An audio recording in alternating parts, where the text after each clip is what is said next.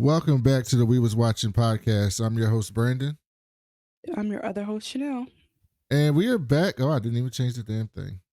We are back to talk about Gen V, Season 2, Episodes 4 and 5.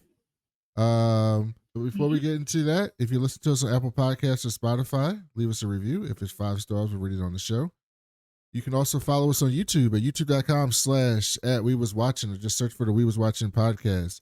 Like our video, subscribe to our channel, hit the notification bell so you can see us go live. You can also email the show at wewaswatchingpodcast@gmail.com. Tell us what you think about Gen V. Tell us what you're thinking about Peacemaker. And we'll read your theories on the show. And you can follow us on social media at all the different socials, Instagram, TikTok, all of the above, at We Was Watching. Chanel, did you see we got a 5-star review? You know what's so funny? I check every episode, but we weren't going live this episode, so I was like, oh, I won't check, and they got us. Let's see. Well, do you have the sound ready by chance? I didn't put your sound up yet. Okay. It was waiting too long. Well, I do got this. We don't call them guys no more. Oh, now we call them. There you go. We're not streaming live. I don't. Oh, okay. But they still copyright you after the fact, don't they? We'll see. That was only like 2 seconds, so that won't get copyrighted. Okay, I'm so scared of when we use people's stuff. Also, she's very petty. Okay. So 5 stars, a 5-star review. Thank you so much from Petty Gibbs, who also is often in the chat. 5 stars, hate missing their lives. Chanel is just delightful and super cute. Thank you. Brandon is the coolest nerd. That's a compliment. Watch them have fun. Thank you so much. So as a reminder, if you listen to us regularly or watch a stream regularly and you have not done your 5-star review, it does make a difference. It helps us with ranking and showing up on other people's stuff and kind of building up. So thank you. And if you have recently subscribed to the podcast, thank you for doing that as well. Really appreciate it. In the meantime, we are, hopefully you guys can hear. I just have a custom sound for our 5-star reviews that we will unveil soon enough. Let's get to what we've been on. Don't watch TV. I'll go first this time. So Chanel, I actually watched something the last few days. Can you believe it? It's probably not something I care about, so we'll see. I watched the first few episodes of Alien Earth, and people weren't lying. It's actually pretty incredible. But I was so into it that I had to turn it off because I was watching it late at night, and if I kept going, I was not going to go to sleep. I was going to watch it till like 6 in the morning, and I'm going to have to get up and go to work, and I wasn't going to go to sleep. So I had to I forced myself to turn it off because it was excellent. The first 3 episodes. When I say excellent, I mean excellent. So I am looking forward to watching the rest of that season now that it's over. The last episode came out last week, I think, or a week and a half ago. So I can pretty much watch the whole thing and get caught up. But it's really good. It takes place like right around the same time as the first Alien movie in the timeline of the movies and shows. And they introduce like different types of people in this universe, and it's like really an interesting concept with the idea that like in the future a sick person, they could take their consciousness and put it into an artificial body so that they still live a while, but does that make that person human, or are they something other than human, right? So it's like, the typical sci-fi, your humanity thing mixed in with obviously xenomorphs fucking people up. So you get your thoughtful sci-fi concept mixed in with aliens fucking people up, and obviously the whole Alien franchise, at least until recently, but originally Ridley Scott's whole thing was to be a mirror on capitalism and how fucked up it can be in the world. So you get that a lot in the show as well. So Really good show. Really good show. Really good acting. Really good concepts. You should watch it. And then, because I always got to watch an old show with a new show, I started watching Star Trek Voyager from the 90s, from 1995, with the first female captain of a Star Trek show, Captain Janeway of the SSS Voyager. And I'm 10 episodes in. And Voyager is the only Star Trek series I never watched. Well, I mean, I didn't watch Enterprise, but that doesn't count. But Voyager is the only actual series that anyone cares about that I never watched. And I was like, okay, it's time for me to start watching Voyager. And so far, so good. I think that it's really funny watching 90s shows, like, because the 90s is so 90s. But they got a black Vulcan on this show, you know, a black Vulcan. You know what that is, right? You know the Vulcans. Cool. Mm-hmm. Like Spock. Spock's a Vulcan. They have a black Vulcan named Tuvok. And he rules. He got them ears, I know that. Yeah, he got them ears. He don't have no hairline. He got a round hairline. So they didn't give him a box. They didn't give him a shape up. That to me makes sense. That makes sense to you? Why? They can't get shape ups in a different planet? Well, because he's ethnically black, but he wouldn't be culturally black because shape ups are Black American. So it tracks. Are they? Mm-hmm. Shape ups are Black American? Yes. Are you sure?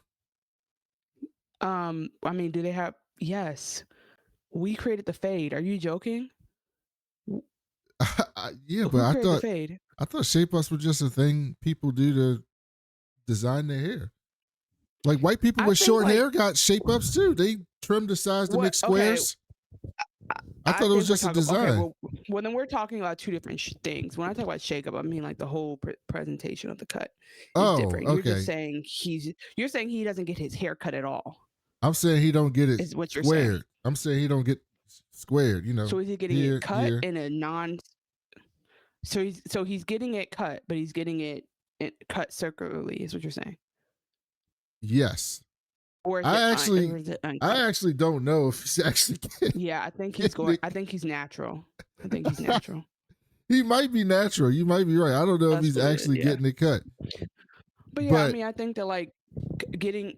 I think that, you know, shape ups is one thing, like just a basic shape to your haircut is one thing, but like a stylish, particularly head cut, anything where we're fading and using different clipper sizes, I feel like there's some Black American lineage happening there.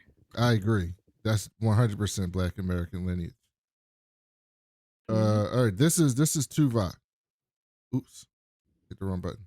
That's Tuvok. You see that? Oh, I've seen him. He can't get it shaped up. So okay, he would look ridiculous with a shape up. If they edged him out, because that's just how his hair is naturally growing. You'd be so taken aback if he had a shape up for no good reason. What do you mean no good reason? They gotta let my man get boxed up a little bit. Okay. You just want him out here looking crazy. I care about my man. Okay. I think he looks natural. So yeah, we got a black Vulcan. So far so good. I'm enjoying the show. You know, Star Trek's very, thoughtful. So I really am getting to the episodes a lot. So that's what I've been kind of doing to pique my interest. I decided to do a bunch of things that make me happy. And so that's what I've been focused on the last few days. What have you been on, Chanel? Before we move on, when the fuck are you gonna watch any of the movies we talked about? Someday. My mother-in-law and wife watched that Spike Lee movie the other night. That was not on our list. That was not on our list. I didn't watch it, but I want you to understand that that's not on our list, so that's not irrelevant. You know what I'm saying? That's on your list. That is not on my list. I did not tell you to watch Highest to Lowest. Highest to lowest. Yes, that's what it's called. Highest to lowest. I told you to. I've never even. You discussed watched it, didn't you? I did not technically no. What do you mean? What does that mean? Technically, no. It means I have some interactions with it, and I never told you to watch that show. So you didn't like the movie? I wouldn't even call it a movie. So it's bad. Yeah. Yes. Thank you. Thank you. I mean, that's a easy. That's a 99% right there. That's what I like to hear. Finally. It's not a finally. That's not a fine. Brandon, I feel like you gaslight me sometimes because I know I've come in here and mentioned. You know what's so funny? That movie. Highest and lowest has like 84% of Rotten Tomatoes. I'm gonna tell you this right now. I don't let nobody's getting in my head about anything. I know who I am. I know what I stand for, and I know that that's a bad movie, and him is a good movie. And you know what? I actually have more to say. I haven't done my movie review for this week yet, but so I guess I'll hop on and say I encourage you to go see one of the 2 movies I've asked you to see before it's too late. You're gonna mess around and let Weapons go to damn. Yeah, you're gonna let Weapons go to VHS. Well, you know, I started Hindsight back up with Jeff and Rashani, and so I gotta watch a movie every week. And so last week, you know what I gotta watch this week? You know, I actually, you know, this is not even a joke. It's not one of my running gags about Chanel being young or Chanel, of course. I mean, this is not a joke. She don't like black movies. But it's not a joke about Chanel not liking black movies or being young. But you know what I got to watch this week, Chanel? There's a movie from 1984 called Beat Street. You ever watch that? No, I think I've heard of it, though. Beat Street. From the 80s. It's exactly what you think it is. At the forefront of the early hip-hop culture, DJ Kenny, his b-boy brother, and graffiti artist Ramon all have hopes of showcasing their talents outside the confines of South Bronx. Exactly what the movie sounds like. Beat Street.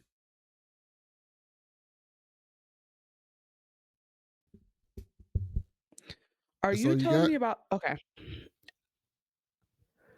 I'm confused right now. What are you confused about? Okay. It could be because it's the end of the day. It must be. And it's midweek. But I told you to go see Weapons a month and some change ago.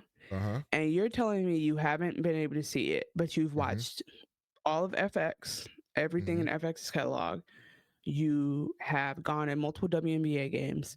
You restarted another podcast. No, WNBA ended. I haven't been. You've restarted a bunch of podcasts and recorded a bunch of episodes, but you can't be bothered to watch the movie I asked you to watch. Did I have to leave the house to watch Star Trek Voyager? Did I have to leave the house to watch Alien Earth? I don't think so. I haven't really left the house to go nowhere, except to dinner with my father-in-law and to surgery for my mother-in-law. That's it. Okay, I'm gonna give you that. I ain't been out the house. I'm gonna give you that. I'm just like, what, you know, it's my fault because I thought we were making a podcast where we talked about TV and film, and so I thought we would go watch film, and so I said I'm gonna go do what it. I did wrong. I said I'm gonna watch it. Okay. I said I'm gonna watch it. I'm gonna watch it. It's probably gonna be on digital soon. If I start crying, what would I would be sad. Okay, so why would I want you to cry? Because I want you. There's movies we need to talk about, and I feel like we're growing apart the more we don't watch the same movies. That's what I'm worried about. I'm gonna get in the mood to leave the house soon, hopefully. And when I get in the mood to leave the house soon, I will go and watch the movies. Okay. But until then, let me Google this real quick before we get into what you've been on. Weapons 2025 digital.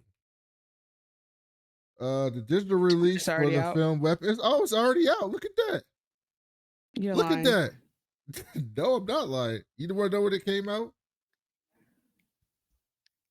September 9th. I didn't even know it was on digital. I would have been watched it. So I'm going to watch that this week. So we'll talk about that next That's what week. I'm saying. Time is so hard for me because of ADHD that I don't even, I just know I've been asking for a minute. Anyway, okay. Well, what I've been on is two particular things.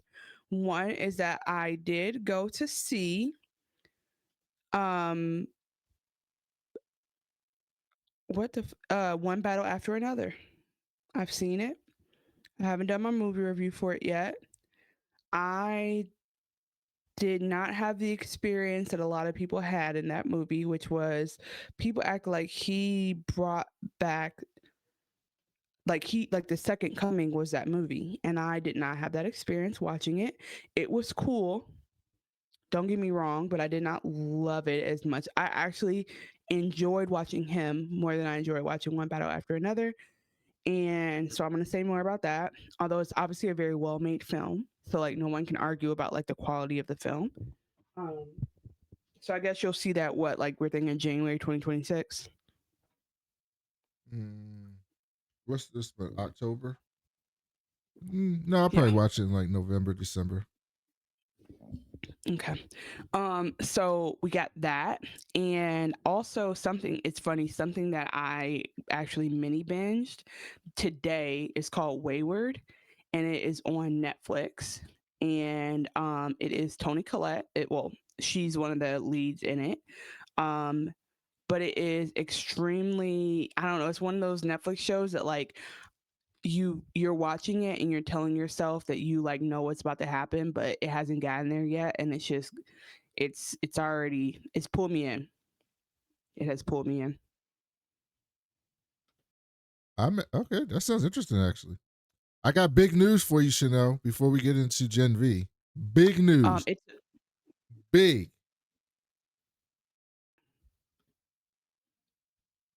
You all right? Okay. You ready for the big news?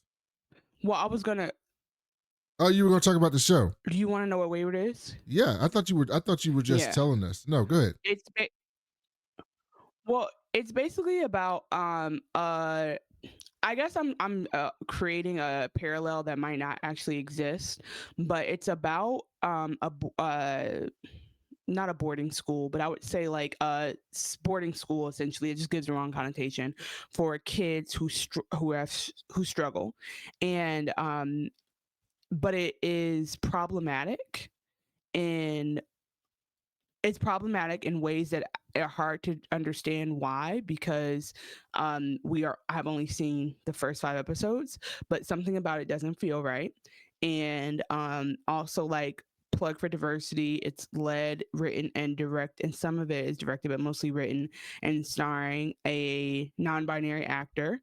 And it's I mean, there's black people in it casually, and I'm not having no issues with it so far. So far, I haven't found any plot holes. Whereas, like when I was watching, One Battle After Another, I kept being like, why the fuck would they do this thing in particular? That doesn't make sense. And everybody was gaslighting, like, no, people were trying to say. Do you know that people tried to say that they like this movie better than like Sinners? Which movie? One Foot After Another? One Battle After Another. I'm like, are we watching the same shit? Maybe it's better. Anyway, I don't know. It's different. It's not a horror movie. At least it don't look like it to me. No, it's not better. It's not better. I'm telling you right now. And the reason why it's not better is because like okay. Let me, before I start studying.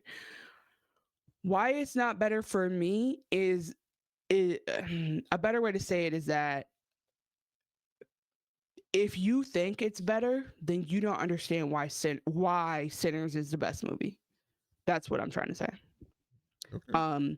Because Sinners is not just a great movie because of how it's made. It's a great movie because of its message. And One Battle After Another forsakes some of its message, if you will, for the sake of the story. So that's what I wanted to say about that. I read a think piece the other day It's Yeah, it because was you a always read. it You was an always read old think about stuff piece. instead of watching it. It was an old Oh, think piece, okay. What's it about? but Mm-hmm. it was a black person who wrote it, and I could not have disagreed with it more. Could not have been About more. what? This person was trying to. It's related to our conversation. They were talking about Succession, and they were Mm-hmm. like, everyone loves Succession, but how is Succession great with its complete lack of diversity? And I said, did you watch the show? Did you get the Mm-hmm. show? The entire point of the show was the lack of diversity. Like, that was the point of the show. Was that, like, that type of people are not Agreed. diverse. And there are other people, and there are other types of people in the show, but they are in the show in the same way that a black person would be in that type of person's life, in real life. And I was like, that is the entire point of the show. Like, what are you talking about? So it made me very upset when I read that. But I can like, understand what they're saying. I'm probably saying something similar in my feelings, which is just that um there's this like use of Tiana Taylor and her character that to me is just confusing. she's in that movie with Leo. Oh, I didn't know Big that. time. Big time. Regina Hall is underused in this movie. Big time underused. Benicio del Toro got a good. He they did right by him. Um, and then there's some stuff about it that like I think that I think they missed some of the message for the sake of laughs. I really do. That's what I'll say It's about a it. So comedy. I don't know. It's an action movie first and foremost. Oh, Wood Okay. Harris is in it for about 7 seconds. Yeah, Wood okay. Harris literally might have like 90 seconds of screen time, but he's in it. I actually don't even know if he spoke. I will say this. I think I came in like 2 to 3 minutes late because there was an issue with my ticket. So I could literally have missed Wood Harris giving a speech, but from what I saw, 90 seconds. Yeah, I don't know. Let me not even just whatever. I Yeah, I found have that thoughts think piece about to it. be utterly ridiculous. It made me very upset. Oh, I don't think you should let it upset you, but I do get what you're saying. Well, I just think that I think that there are plenty of examples in television and movies where Not plenty. No, you let me finish. There are plenty of examples in television and movies where that critique is valid and you should write about it. Mm-hmm. But there are certain examples where they're trying to make a point about certain things where it's like you don't get the show. Like there's a podcast that I listen to called the Dan Lebertar Show, and they play a sound that says you don't get the show. It's like a drop, and because it's like if you watch the show, if you don't watch the show, and then you just fall into the show, it'll be something you'll be like, okay, this makes no sense. This is silly. But people who watch the show get the show, so they get the joke, and so it almost made me feel like you don't watch Succession. You just watch people talk about Succession, and then looked at the cast and was like, oh, this is a problem with the show, when in reality that is the entire point of the show. So that's what I felt about that. Right. But I would also say like it's valid if somebody feels that way. And because of that, they don't want to like they're not willing to engage with the like if somebody says they're not willing to engage with the show because of how it upsets them, like that they're making those choices, like they don't care how good it is because it was just not diverse in the first place. It's kind of like if you found out like, and I'm sure this happened, like if you found like Casablanca was like, you know, calling people monkeys or in production when it wasn't on there. It's like if you know that's what if you know like that's part of the politic of it, it's like I don't even want to enjoy and consume this art. I do actually validate that, but I hear what you're saying. Like you're just saying you don't agree with like people's you don't agree with people people letting the cause stop them from understanding like the purpose of the art. But I do think Well, it's no, still I don't like agree with people saying Success is not good because it doesn't have black people in it. I'm saying I think they're more saying that it's more like my argument of how can a movie be bad if it's made well. And it's like, so I think that's more what it is. It's like, how can it be so good if they don't have what I believe makes stuff good, which is like diversity of actors and thoughts and background and whatever. Yeah, but I mean, but again, that's your kind opinion. of, you don't think that's ridiculous?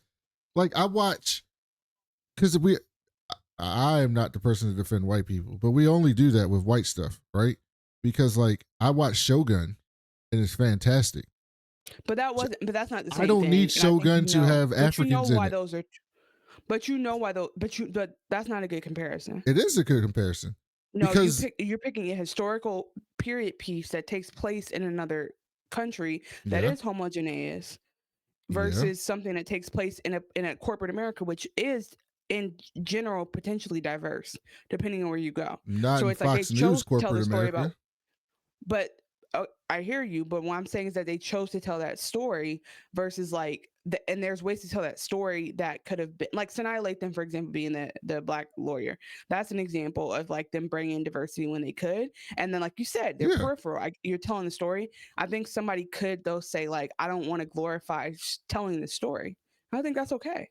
I mean, I get your point, but that just seems. But it's encouraging people to be like, no, don't worry. We're just doing it we're just proving white people suck. We're just making movies about how much white people suck by excluding black people. And then they do actually exclude black people. And then people aren't in the stories. And then it's like, well, why do we keep, like, we're still glorifying that story. It's no but then different than like. You can use that critique for the stories that deserve it, though, is my point. I'm not saying that's not a valid critique. I'm saying if I'm telling a story about right, but the I think Murdochs in that type of highfalutin white Republican lifestyle, that's going to be the story. If that's the story I'm telling, I do think it's potentially there's more black people in that orbit, Asian people potentially, than we actually realize. So it's actually possible that they are underreporting the real life story of how diverse it is. I'll say that, not to say it is diverse or it's like significantly diverse, but I'm just saying like you can feel how you feel. I'm just saying everybody can feel how they feel in this situation. Well, it made me upset, but I have big news for you. The biggest of news, Chanel. All right, you ready for this? I'm reading a headline from Variety. That's how you know it's big news. This is in Variety. Taraji P. Henson joins Tyler Perry's Why Did I Get Married Again cast on Netflix. Why Did I Get Married Again, Chanel? You ready for that? You ready for that? I'll be prepared when it comes. We should review that. We should do a special review when that comes out. We won't be reviewing anything until you watch these two movies I've asked you to watch, which is him. What that got to do with this? This not coming out for a long time. Because I'm not adding shit to the backlog for you to, and we still stuck in August. That's unfair to me. Because knowing you'll cut the line and be like, yeah, let me just watch this now. It's out today. This ain't coming out for a while. I'm gonna watch the other movies. And then the last thing before we get in the episode, so I text Chanel a video of this like super anticipated show that's coming up. Oh yeah. It's like highly anticipated. It's the first show Vince Gilliam has done since Breaking Bad. Everybody wants to see what he's going to do next because, Breaking Bad is one of the biggest shows of all time. And they had a big bidding war for it, and Apple won, which means it's going to have excellent funding because everything Chanel and I have ever watched from Apple has been funded very well and looks great. So we know it's gonna have funding behind it, and we think it is by somebody who made a all-time great show. And I sent it to Chanel, and do y'all want to know what she said to me when I tried to send her this? Do y'all really want to know what this person that's supposed to be my partner said to me about this show? I'm gonna tell you what she said to me. You love these random white people shows. That's what she said. She ain't look at the trailer. She don't know who's in the show, what the colors of the people in the show are, what it's about. Nothing. Not a thing. To be fair, this is all that person and their thumbnail's fault. That thumbnail really ruined it for you. Had it been a more abstract thumbnail, I would have double clicked. But from first appearances, I was like, what's this? It's like your recommended licorice pizza to me. It's like, I'm good. But Like, I just don't see what's in it for me. So maybe I should have watched the trailer. I shouldn't have judged. Now, I'm going to tell you the basic premise of this show, and then you'll tell me if this has you in. Okay? It's kind of a unique premise. It's a sci-fi drama created by Vince Gilligan. It's going to be on Apple TV Plus. I think it's coming out next month. In which the world's most miserable person, Carol Sturka, must save humanity from a virus that causes everyone to experience relentless happiness and cheerfulness. That sounds fucking amazing. Tell me that doesn't sound unique. I mean, unique, sure. I'll give it to you. I've never seen that before. Yeah. Was I asking for it? No. The world's most miserable person has to save the world from happiness. I mean, is it starring Larry David? Because otherwise, I'm not. No, it's starring a white guy. What is that woman's name? Tom Holland. She's from Better Call Saul. Rhea Seehorn from Better Call Saul. Okay. Well, congrats to Miss Seehorn. Well, she's the main character, but obviously there's other people in the show. But yeah, she's the main character of the show. So maybe we'll convince Chanel to get on that show because it's going to be big if Vince Gilligan's doing it. But who knows? They also got a black woman who's playing twins, but it's one person who's playing the two twins. You know, I think you talked about that, how you like that when one person plays two people. No, I don't care. I don't care for or against it. But I was telling you that Cynthia Erivo played. That's what you were talking about. Yeah, Cynthia Erivo did that in Poker Face. And yeah, you were so excited about that. You were hyped. No, I wanted you. No, because here's what happened. Actually, I'm so glad you brought this up. It's a perfect example. I was telling you why I like this show, and then I told you about that, and you were like, "Oh, whatever. It's just another Thursday," as if that's not like a thing. And so that's why when you send me thumbnails of some random chick, I'm like, oh, whatever. So now I pointed out like it's a big deal that she's going to be playing two twins, and you ho-hum it. But why would I be excited about two twins when I got 5 people? I'm good on the twin. Did you ever watch one of the greatest television shows of all time, Orphan Black? You never watched Orphan Black? Orphan Black is what you said. If I could control the visuals on this show, I would I would give a random white people show warning.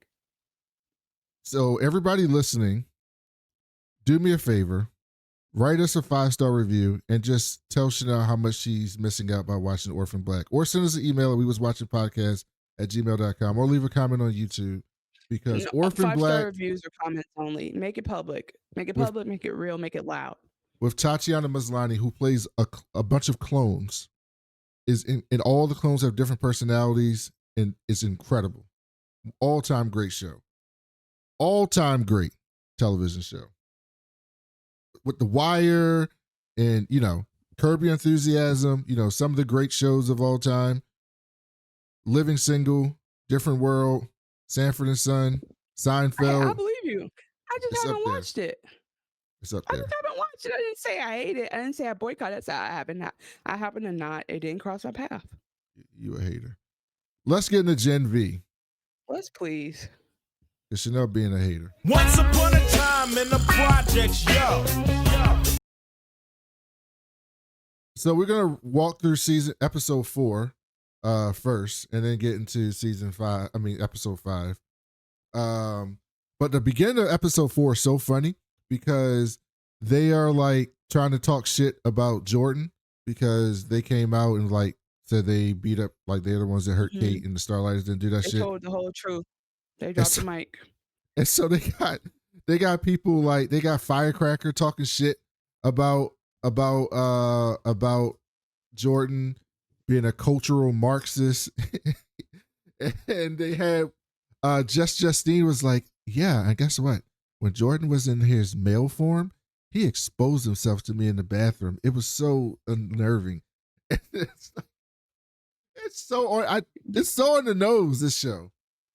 No, it is. I will say, by the way, we are fully fused into the fact that Gen V is within the boys universe, which is great. Like, I think it's rare for you to get so much crossover to the point where now the stories are being like, I'm sure the next season of the boys will be predicated on something that happens in Gen V. The last season of the boys was predicated on the first season of Gen V.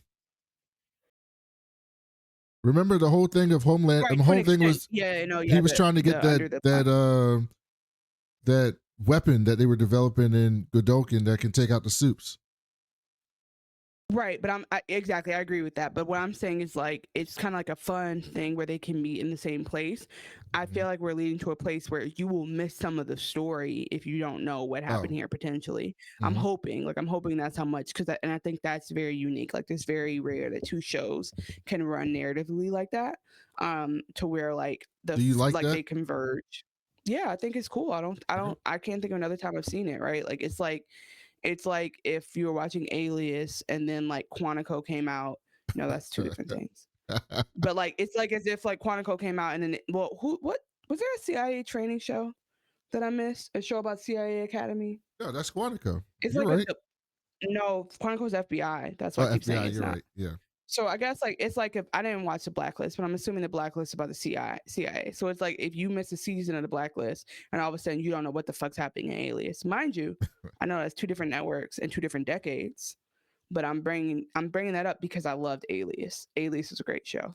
That's really why I brought that up. By the way, Quantico is one of those shows that like tries to be like really like I'm gonna trick you, like misdirection. I'm gonna shock you about what happened, but it kind of doesn't never hit the mark. But it was also like it made you watch every week, and on top of it, bad. Yeah, on top of it, it was very distracting for me because Brandon liked that girl. Not that I liked her, it's that she's Brandon like think Nick Jonas' wife is pretty. She's like kind of like stunningly beautiful on screen, and then they just have her like doing random shit with like she got a symmetrical face. Her with face like is so full makeup, like just full, and she's just doing random like FBI shit.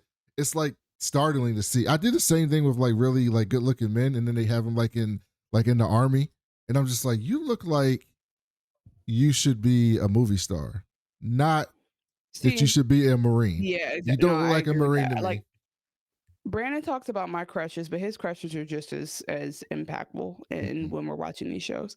I got a crush coming up. I know you do. That's what I'm saying. I'm previewing. That was a preview to something that I know is going to come later. Okay. Yeah, sometimes I do things like that when I'm hosting. Yeah, no, I think I'm excited about. Not excited. I'm glad that like we get more of the boys. I still haven't watched Diabolical, and mind you, I don't want 3 shows to be necessary, so I don't want them to make that like that. Whoa. But is there something in Diabolical that's important? No, there's a new boys spinoff called The Boys Mexico. But that's what I'm saying. If that's still a version of it, then I get that. Like I'm just saying, I don't need an animated, a teen, and an adult version of the same shit. But maybe I do, But I guess it's like they just want to be careful, and it's also interesting because this is like a third cinematic universe. So we're not even cinematic. It's just a third comic book universe that we don't even have a name for yet. So maybe we're seeing the birth of that, and I'm not even really deeping it. So the fourth. Forget about DC Invincible. Marvel. That's Image. But Invincible is Image Comics. I guess. Are you counting Atomic Eve? Yeah, it was a whole show.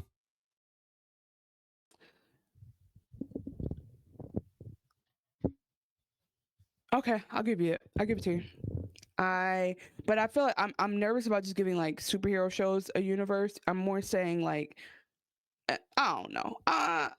No, you're right. I'll give it to you. So anyway, I'm enjoying watching this. Like you said, firecrackers in this. We're gonna get more.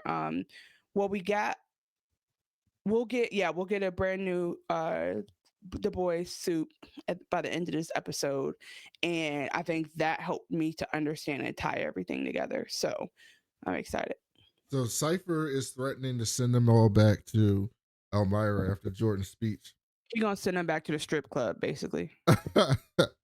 And they're like, look, we got to find out what's really up with this dude. Like, there's something like, what the fuck's going on with this dude? We got to figure this shit out. And they're also just operating under like everybody has a weakness, right? So it's like there has to be something here. And I think To be honest, I expect nothing less. Like they definitely can't just let him do all this crazy shit. Like he's making the kids do battle royale type shit. Like they have to fight their way out of class. Like it's a lot going on. Yeah, so Marie talks about Cipher basically comes up with this idea that they are going to have a big ass fight, right? And well, okay, so it's basically like he's being not oh my god, Dana White, not Don Imus, nope, Don, come on, Dana White, no, Don, he's black. Don King. He's being Don King. That's so he's old. Being Don How King. old are you? As I told you, I'm a couple of years apart from you. So yeah, you're talking about UFC. I'm not talking about That's damn what they had a UFC fight. They were in the octagon. I know. I'm just saying, but like, I wouldn't know nothing about that. But although I did see this clip of this dude from who had trained with Buddhist monks, and before he fights, and he's very famous. Before he fights in UFC, he always gets drunk and he still wins. That's the only UFC guy I like. So my point, yeah, just to kind of conceptualize it. So he was basically Jordan just became number one, but then he also became literally like an enemy of the persona non grata, like immediately by telling the truth. And so they twisted it very quickly to turn that into fake news. They had like even him saying I attacked Cate. Cate refutes that immediately, so it makes it does make it look like they're looking for attention or something's going on weird. So the Dean Cipher is like, bro, let's just literally have a rap battle. He's like, if I put y'all out here, y'all need to fight to the death, and whoever wins, and basically he's like, but we're gonna rig it like wrestling. So Marie, you're gonna win, and basically just I want to see you kill Jordan. And they're like, what the fuck? We're not. Besides the fact that they're lovers and they actually care about each other, it's also like, this is inhumane. Like, you want me, there's only a couple people in this world who know my secrets, and you want me to thrash them on TV for like ratings, basically. And I think it's something very messed up about it. I know the show is this whole thing is a commentary on this, but it's like you're still feeding a very like human, basic, non-meta principles by just feeding it. Oh, the crowd doesn't like us, and we're doing bad on Instagram. All right, I guess we need to fight. Like, make it bad versus evil. So the whole rest of the episode, well, when we get to the fight, basically the point is Jordan now is like a villain, being marketed as a villain for the Even more than that, they brought the black dude marketer from The Boys to come in and do like his marketing pitch for the pay-per-view fight. What it's gonna be. The gender bender versus the blood bender. Yes. That's now, what we got. That was a moment. It's funny because I wonder if when writers are writing, I wonder where they start, because sometimes there's just ideas you have and you start with those ideas and then you build the season around that. So I would not be surprised if somebody thought that up, or like in the shower one day and was like, all right, this is part of season 2. We'll figure it out. But at some point there's going to be blood bender versus gender bender. I agree. I absolutely think that's what happened. I 100% believe that's what happened. It's such a good idea. It's so funny. And then later they talk about how they talk about how Marie has hemokinesis, and I never put 2 and 3 together that's what her power is. I always just like, oh, it's blood, but hemokinesis, I was like, that's genius. So it was nice to like just set the record straight of like what everybody's power ranking was for a minute. So Jordan and Maria are like, all right, look, we can't do this alone. We can't take him down, but Cate is close to her. Maybe we can convince her to help, because we can tell she don't really fuck with him no more neither. So they go try to talk to Cate, and Kate's like, I tried. They just Oh, go ahead. I was saying like they need they need more help than they need more help now because of like these issues that the Dean is doing, and now it's pushing them to do more about it. So they're like, Kate's like, you know what? Maybe we can sneak into his house and figure out what he's hiding, because there's like a room back there. He don't let nobody in. Yeah, maybe we can figure that shit out. Which, mind you, he has cameras, but okay. Marie was like, all right, I'll go distract him because he really want to train me, so he'll be caught up with me. And Cate, you and Jordan, y'all go to the crib and try to break in. So they get to Cipher's house, and Cate tries to use her powers on the security guard to like give her keys and like let her in. But like her powers don't work the way they used to. So they make people do stuff, but like not exactly what Yeah, and what's crazy is the people literally say, "Yes, ma'am, I'll do it." And so she has a moment where she's like, "Oh, great, my powers are back." She always has that split second where she thinks, "Oh, they understand the command," and then they immediately do the wrong thing. So this security guard decided to pull his pants down and fuck a garden gnome. Because that's what he heard her say. That's what he heard her say. And while he's doing that, she kind of like walks over and pulls the keys off of her fucking pants. His pants are like laying on the ground. Jordan's like, what is actually happening? Because mind you, none of them have any idea about her powers, by the way. So they go inside and they see this old man in like a hyperbaric chamber who's alive. Do you have a theory of who that man is, Chanel? Ain't that his daddy? Or that's Godolkin. Like there was a... That's right. I'm telling you here's what happened. I was watching it and partway through I said, oh, that's the nigga from Midnight Mass. And when that happened, I'm talking about everything clicked into place. Like a bunch of buttons moved and like sensors went off. And I was like, oh, I understand what's happening now. Like I just landed. So yeah, that's definitely his dad, because in the beginning they showed the scientists taking it too quickly. And so I think Godolkin is the guy. And it also just only makes sense that like somebody that close or like a blood relation would be that committed to doing the work. And I have two theories. I haven't given up on my theory that he put a little bit of DNA inside of Marie, inside of Project Odessa. He meaning Cipher. Yeah, but specifically, I'll tell you my theory later, but I figured it out. Well, I'll tell you my theory now. It's partly influenced by the fact that I read the boys' comic books, and then because of what happened later this episode. But I think Godolkin is a telepath, and he is controlling Cipher. Cipher does not actually have powers. That is Godolkin living vicariously through Cipher, through telepathic powers. Because of some things he does this episode, some things he does in episode 5, which we'll get to. But also, in the comic books, I think I told Chanel this before, but in the comic books, Godolkin is Professor Godolkin, and he has a team called the G-Men, like the X-Men. He's an allegory to Xavier, but just like way more creepy than Xavier. Don't go, by the way, if anybody's listening to this and thinking, you know what? I really like the boys in Gen V. I think I'm going to go read the comic book or the graphic novel. Don't do it. Don't do it. I'm not saying it's bad. It's just, if you think the boys TV show is raunchy, the comic book is so much worse. Even crazier. So much worse. So much worse. So much worse. It's really absurd what happens in that book. So anyway, during training, back while they're at the house, Cipher tells Marie to get out of her head, focus on connecting with the blood. He basically tells her to like pick up some bags of blood and move it with her mind, and without causing to explode. The first time she does it, it explodes, and then she's able to do it, and she's kind of happy about it. So then he brings in an animal. I think it was a goat, and I think they named the goat Elon.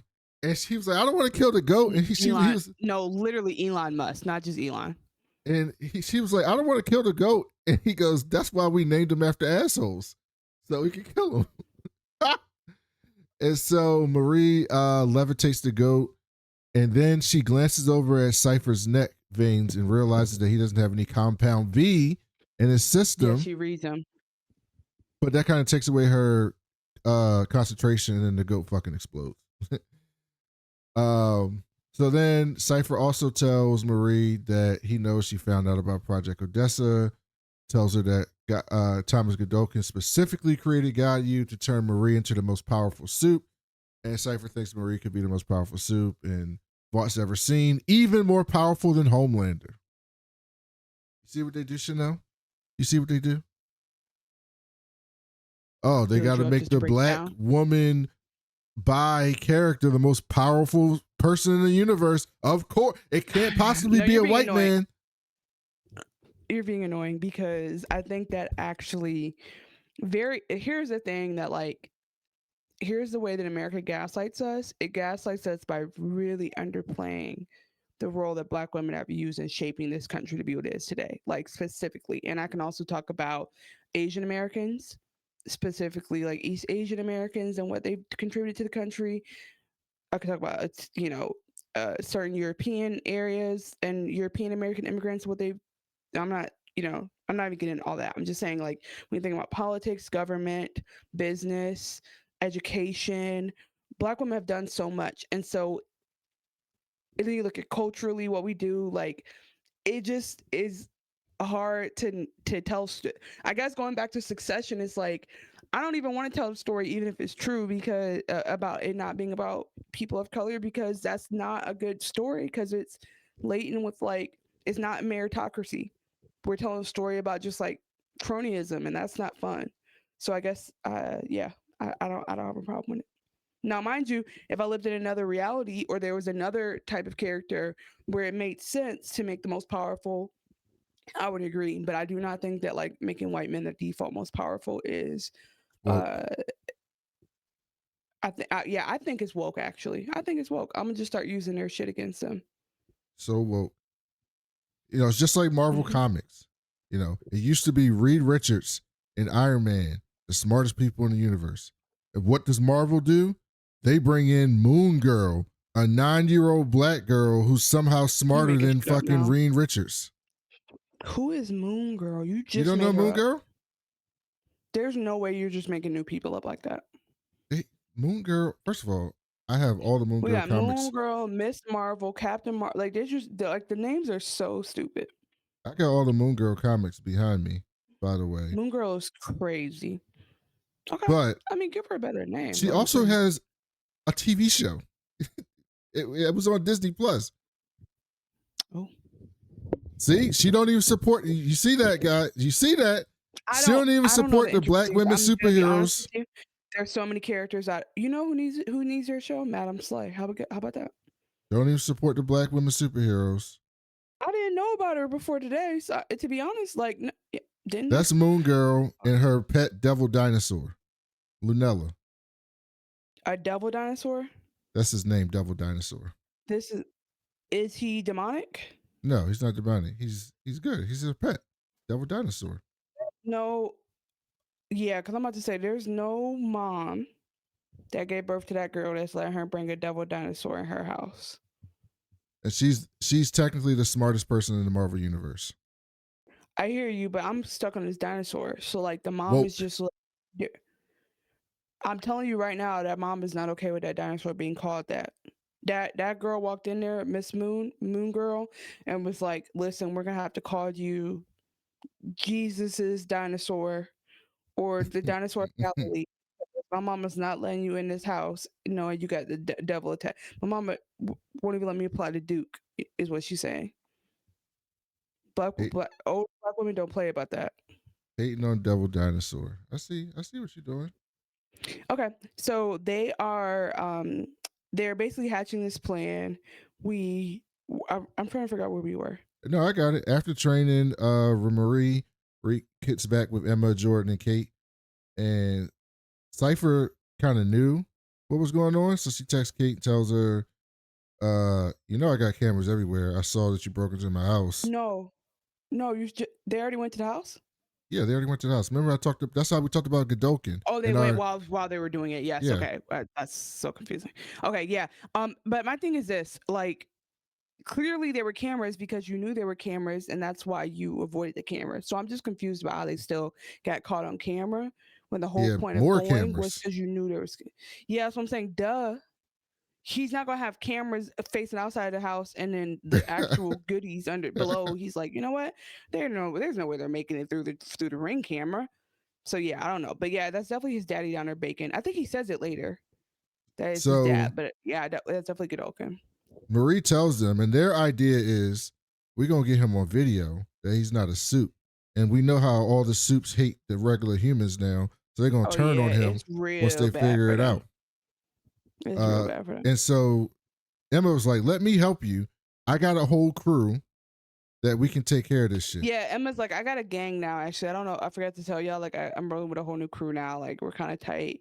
It's me, homegirl, and the other one. We're just, like, I really love this for Emma. Harper because and Emma Allie. Emma does need a little side crew, because Jordan and Marie got their own little thing going, and they'll always be OGs. But like Emma deserves, Sam played her. Emma kind of needs a little bit of support, so I like these girls. So Jordan and this is all going to happen while the fight's going on. So Jordan and Marie are in the locker room before the fight, and they're kind of on edge, like not really wanting to do it and not really want to get into a fight. But they gotta, Marie's like, this is not real.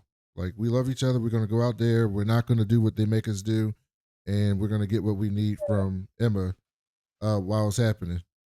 So, because also like being realistic, like there's a lot of hate right now for Jordan that like basically Vought is paying bots to continue to stir up. So like genuinely, it would be very hard to go through already having like a bigender experience, already kind of being ostracized, never having been able to be number one in the previous, like, before Marie got there type situation that Jordan was dealing with. And then you actually get what you wanted this whole time, and you still try to stand up for the truth. And people take your truth and trample on it to turn it into another narrative, and then use that to call you the villain. Like it is literally like it's what Anita Hill must have felt like. Like it's just like it sucks to like tell the truth, and people be like, wow, I can't believe you would try to bring, you know what I mean? It's like the first, like whoever was the first person to accuse Bill Cosby, stuff like that. It's just like very hard to be that person to hold that. And so I think this show moves so fast that like I didn't want to miss that part. And so Marie saying it's not real, and like that hate is not real. That's all chatter. And the truth is, it's not real, because the same people who hate you today will love you tomorrow. It's really like people just put their opinions out there and express it in like a crowd mentality, but it doesn't actually have anything to do with you. And so I'm glad that Marie is there for Jordan to help them not to internalize it, but because I think very few humans could experience that level of like online hatred and in-person hatred, and from your administration hatred, and not have that mess with them. Harper, Allie, and Emma are enacting their plan. Harper uses her mimic powers to get somebody's phasing power so she can get through this door, so they can basically turn off the water so Emma can get really small and go through the pipes. That was very dope. To get to where they are. And they get the help of Allie's brother Greg, who's kind of having a little romantic thing with Emma. Mm-hmm. They're kind of connecting in class. They have the lady who does social media. They have her class together. But I think he is working for Cipher. He's 100% working against them. I mean, I can see that. So anyway, we find out what Allie's powers are. And what her powers are is that she can make her pubic hair grow incredibly long and do things with it, like turn it into ropes, choke people, grab stuff, all types of unique activity. Mm-hmm. And so, bad bitches only. After some bad bitches have bush, I'm gonna tell you that right now. I guess so. Even in 2025. I don't know what the year has to do with it. That was very popular in the 70s. How can we live in a time when men are encouraged to have beards and women aren't? That's right. I agree. You know what I'm saying? That's weird. Why is that hair good and this hair is bad? I agree. I agree with you. Thanks. I agree. It's like I get like self-conscious about having arm hair, and then I'm like, this is literally a part of the design. This is literally a core feature. Mm-mm. And I'm thinking about getting rid of something. See. Hulk Hogan shaved his arm hair. Rest in filth. Yeah, rest in filth, bro. Dwayne shaves his arm hair. Who, The Rock? Yeah, Dwayne. It's you saying it like you know him that's throwing me off. Yeah, Dwayne. So then No, okay, sorry. Real quick thing about The Rock is that whenever I'm in Planet Fitness on the elliptical, TNT's right there. And twice now I've been able to identify the movie just by seeing a small clip of The Rock, what his facial hair and outfit is. So like he was in a helicopter, no facial hair, and I was like, oh, this is San Andreas. And then later he had a goatee and he was all bulked up, and I was like, oh, Fast and Furious. And that's how I know it's on TNT, is like, what role is The Rock playing in that moment? And I was like, is this a talent? Yeah, The Rock is a top 5 impossible white man of all time. But I'm saying he's biracial. No, he's an impossible white man. He's not a white. He doesn't identify as white, bro. I didn't say he was white. He's Samoan. He's Samoan and black. I didn't say he was white. I said he was an impossible white man. Okay. I don't even want to get into that because I remember what your thing is about impossible. We only say that for white people. I'm confused. No, anyone could be an impossible white man. Women could be an impossible white man. Well, here's the thing. He's very muscular. So I feel like it's more possible for him. But you're missing the point. It's not about The Rock. It's about the fact that I saw 3 seconds of The Rock and knew what movie it was. I'm like, is that a talent? Can I get money for that somehow? No, you can't get no money for that. That's like you being able to... Never mind. Okay, we'll figure it out. Somebody tell me how to monetize that. By the way, the Impossible White Man Manifesto explicitly says you don't have to be white or a man to play an impossible white man. It doesn't matter what race of gender the hero of the movie is. The role is always impossible white man. Salt Angelina Jolie's character is an impossible white man. Same with Will Smith in Independence Day. Yeah, that's what you said about what's her name from Silo, and I thought we made it impossible white woman, so it's fair. Yeah, and so for those who don't know, impossible white man, I think you just gave context, but it's literally just like the person who for some reason just can't die, can't fuck up, and so that would be like Tom Cruise in Mission Impossible. That would be Jason Statham in anything he's ever been in. Vin Diesel in Fast and Furious, although he's black, and many more. And so during the fight, Cate's in there and she's trying to get him to admit that he's not a suit. And he's also like acting kind of sexual towards Cate, which is making me think that he did some shit to her maybe and she don't remember. Oh, I didn't feel like he was being sexual to her. I feel like he was being comforting to her. He was being disarming. That's what I felt. I didn't pick up on that. I'm not saying you're wrong. I just didn't pick up on that. Meanwhile, Emma's coming through there, and he's like, "I gotta go take a shit." And Emma comes through the toilet, and she's about to take a shit in the toilet. She's got to climb out the toilet when she's really small. Poor thing. And she just makes it. Yep, like literally, we see sack and thighs. Yeah, we saw male penis 2 episodes in a row. Where's the equality, Chanel? I haven't seen any titties this season. Where's the equality? I'll ask for you. They're just exposing men, putting us out there, taking advantage of us. Where I want some equality and nudity in my television shows. I don't know if they're getting taken advantage of. I think they're getting paid very well, and they're consenting. Okay. Just making a spectacle, making a joke out of the male anatomy. None of these nudity things are done with any tact or anything that makes you like it. It's just to make fun of us. Shameful. And you should be screaming from the rooftops about it if you were a true ally. Oh, I'm not an ally to men. But anyway. How dare you accuse me of being an ally to men? To straight men? Okay. Anyway, yeah, I know, because, you know. You're a sexist. I know. I already know. So then... I'm a reverse sexist. I'm a misandrist. So then... Emma comes out there with her camera and she sets it up on the table and Cipher's like, "Oh, you tried to set me up. You think I ain't know this shit? I know everything. And you think I don't have no powers? Watch this shit." Yeah, because he, by the way, this is just that twist, that reveal is like, okay, so he knows everything, like everything. And then it's like, what that would make me give up. Cause I'm like, oh, like he's actually cornered me and I'm already like, anything I do to resist, he's already factored that in. Like that to me is scarier than anything else. And he And we find shows out her he does have power. his Yep. true powers, which I don't think is his powers, is he starts mind controlling Jordan, and You don't Jordan think it's his starts. powers? No, I think it's Godolkin using him because he can't move around. And Godolkin has V in his system? yeah, I think Godolkin has V in the system from that accident when everything got fucked up that we saw in the beginning of the season. But Godolkin was the one who was warning them not to take it yet. Yeah, but he was in there when everything got set on fire and all the V exploded and all that shit.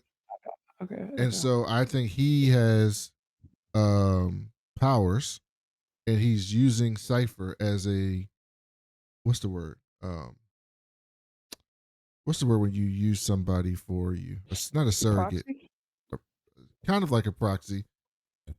But anyway, he makes Jordan beat the shit out of Marie, and then she stops. A puppet? A puppet, yes. And she starts to fight back, and it looked like she was about to kill Jordan, but she kind of just stops him.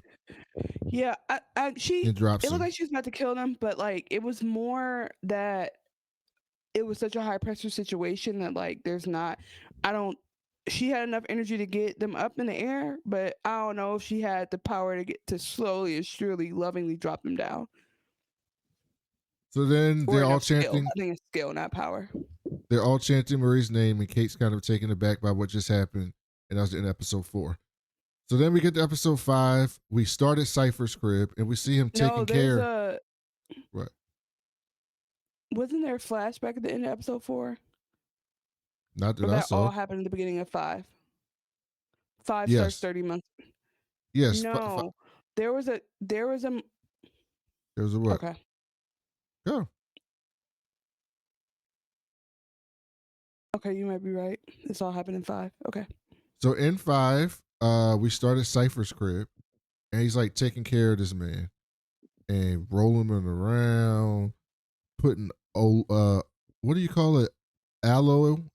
Is that what you call it? Aloe all over his burnt up skin. Yeah, he's caretaking for him, and it just as somebody who was participating in caretaking, I was so jealous of all the tools he had, because like he had that like pneumatic lift to like I don't think you understand when you're trying to wipe an old person's ass and they can't get themselves up. It's so much harder. If there was a crane, technology just needs to be cheaper.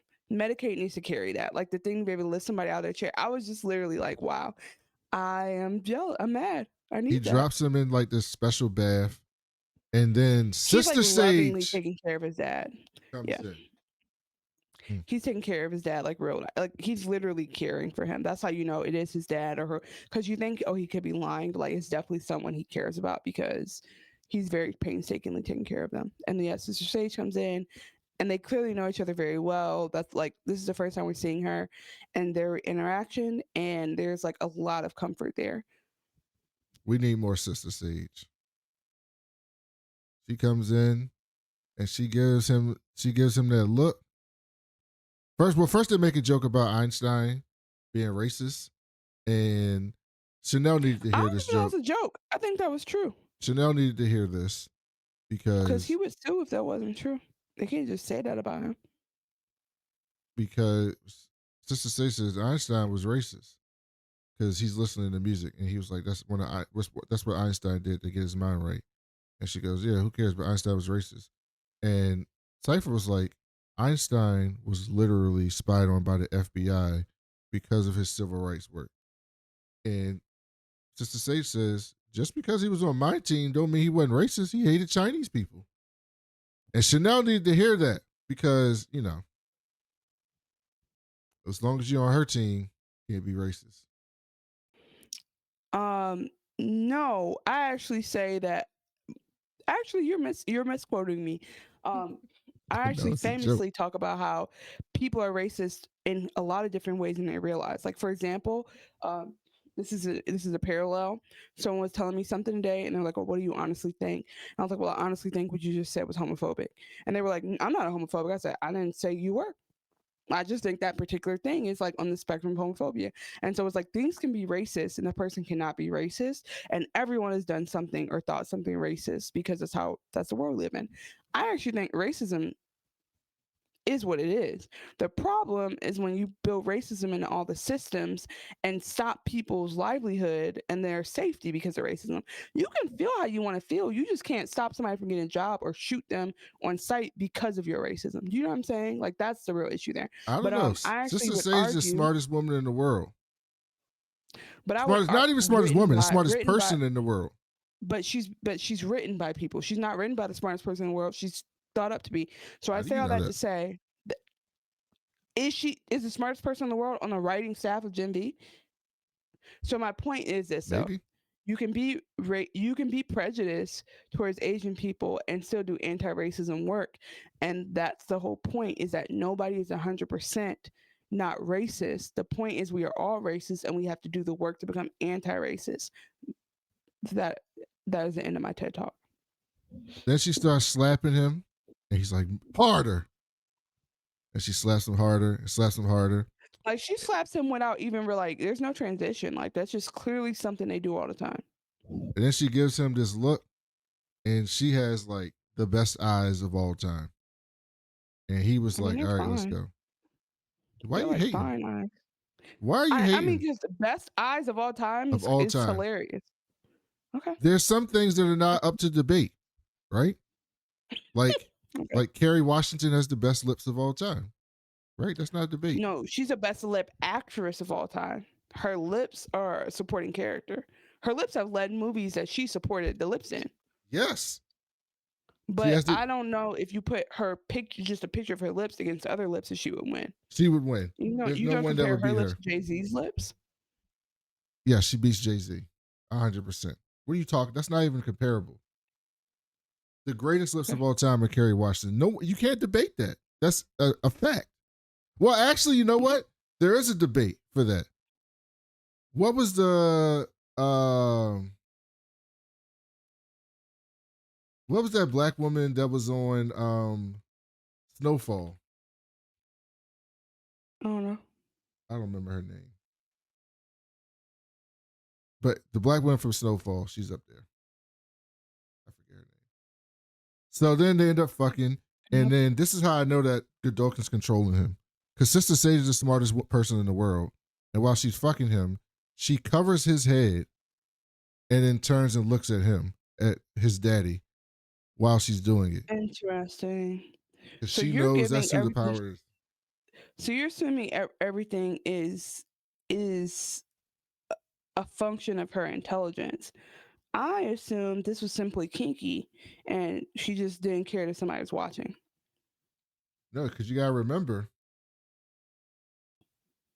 I'm just telling you what I was taking away. I'm about to tell you. You gotta remember. What did Sister Sage do on the boys, right?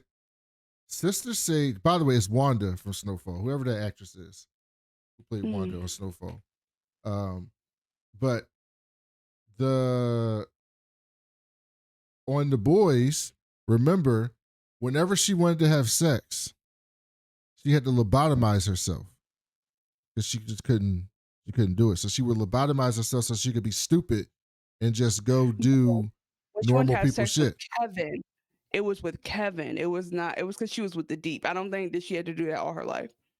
But I think she actually likes this person, so she don't have to lobotomize herself. Yeah, she doesn't.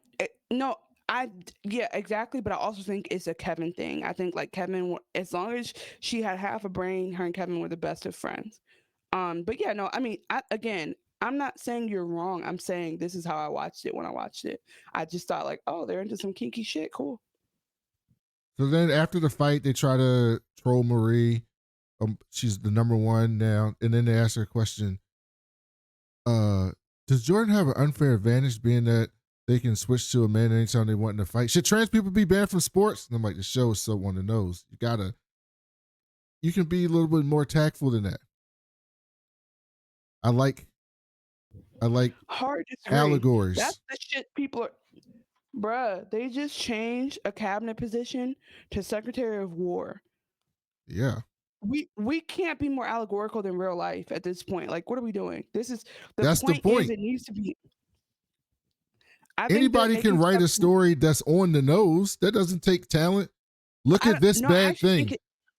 No, here's actually what I disagree with. I think that, and I say this because I've read other people's work, and I think what most people try to do, especially beginning and intermediate writers, is they try to make it seem more than basic, and so they don't just say things. Like, the best writers can say things plainly but eloquently, and so I think the fact that they're making it plain is actually harder than trying to turn it into some metaphor where, like, 4 legs good, 2 legs bad. You know what I'm saying? Like that. Like, that could be easier sometimes than just like being like, at what points are we going to make this very real? And so, well, that's not easier. I think you're saying you like that better, but it's not. It's definitely easier to say the thing, right? Like, if I'm doing a sci-fi story about climate change, I could write a story and just say, we're polluting the world, it burns up, right? Or like a lot of sci-fi that talks about climate change and how people do the environment, they create this world, and then you kind of get what they're talking about. That they're talking about climate change. But I don't think this is, I think you're doing apples to oranges, because I think in that example, what this would be is there's climate change and it's a metaphor about it. And then somebody comes up and says, I don't believe in that. I believe in God. And it's like, yeah, that's a direct quote that somebody has said in our universe that translates, but like, why translate that quote when that's actually the quote that character that I'm writing to respond to my allegory would say? So I think that, like, it's on the nose, because like that's how centralized the message is of this particular group of people and their ignorance. So I'm not disagreeing. I'm disagreeing with you, but I'm not disagreeing with you. By the way, there's a really cool video of Neil deGrasse Tyson talking to these 2 white dudes about trans people in sports, and he disarmed them in a way that I've never seen in a while, because he's like a scientist, right? Like an astronomer. That's, what do you call it? Not an astronomer. Astrophysicist. He's an astrophysicist. So he's like talking about this completely scientific, right? And he's just, and they're like trying to say these things, but yeah, but it's bad, right? He's like, but they're going to take spots away from women. Like, what about in the, because they're people from the UK. He was like, in Parliament, they have certain spots set aside for women for representation. So they're going to take those spots from everyday women. And then he was like, maybe we should address why we need to have a rule to give spots to women. Maybe it's because there's underlying things in society that don't let us view women equally, which is why we had to create a rule to give them that. So maybe if we address those things, then you don't have to do those things, because it'll just be even to begin with. And so you don't have to care who gets the spot. And they were just like so taken aback by it, because he was like completely breaking it down scientifically. It was like really cool to see it happen. It just like completely disarmed them. What I found to shut people down is be like, oh, you have a problem with the Rooney Rule? They do. Yeah, no, then I'm like, whoa, that's crazy, because that was like 5 black people. Yeah. And they were interviewed, by the way. They weren't offered, they were interviewed. Like, you just wasted 5 extra black people's time, and that's a problem for you. So they get in the back, and Jordan's completely freaked out. He was like, this guy was inside of me. I had no control. I couldn't do nothing. I never felt anything like that. That would mess me up. Because not only did he control them, he made them attack the person they love, and like it was traumatizing. And then he was like, on top of that, I thought you were finna kill me. When you had me up there, I ain't never felt no power like that. Like, Cipher was right about you. And then Cipher was like, you're goddamn right I was right. And he kind of just shows up out of nowhere. And he says, listen, Marie, the pressure pushes you. You can be great. You can go so much further. Tomorrow, when you get back and start doing training with me, and Marie was like, fuck you. I'm not about to do no training with you. What are you talking about? Like, I'm done with that. He was like, oh no, you will. And you're going to do it because you're curious, because you want to be great. And then Jordan tries to stand up for her, and Cipher turns around and just completely demeans them.